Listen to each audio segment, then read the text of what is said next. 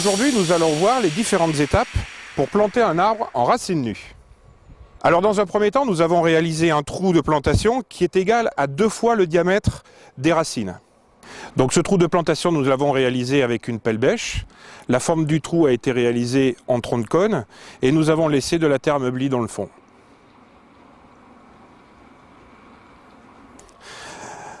Maintenant que le trou de plantation est réalisé, nous allons mettre dans le fond du trou un compost végétal que l'on mélangera avec la terre, comme ceci, et on y ajoutera un petit peu d'engrais à libération lente spécifique pour la plantation d'arbres et d'arbustes.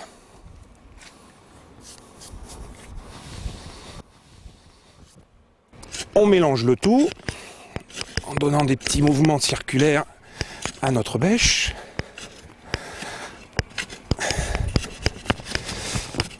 Et voilà.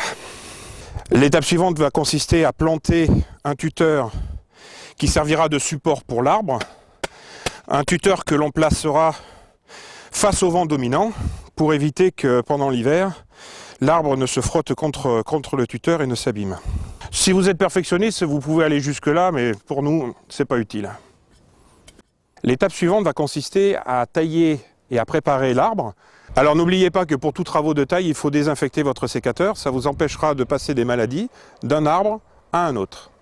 Nous allons tailler la partie supérieure de l'arbre, c'est-à-dire les branches, et tailler aussi les racines, des racines qui auraient pu être abîmées lors de l'arrachage. Alors pour les racines, on va tailler les parties les plus grosses, celles qui éventuellement sont cassées, et on va quand même laisser un maximum de chevelu puisque c'est par là que la plante va aspirer ses premières gouttes d'eau et ses premiers aliments. Donc on va tailler les racines. Il ne faut pas avoir peur d'en réduire considérablement le volume.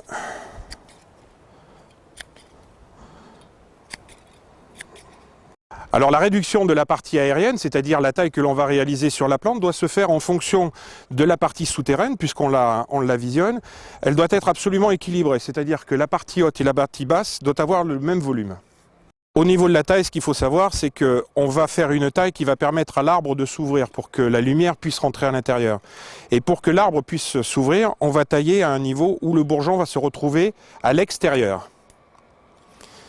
On va faire une taille en biais, qui va empêcher l'hiver, l'eau de stagner à ce niveau-là et ainsi apporter des pourrissements.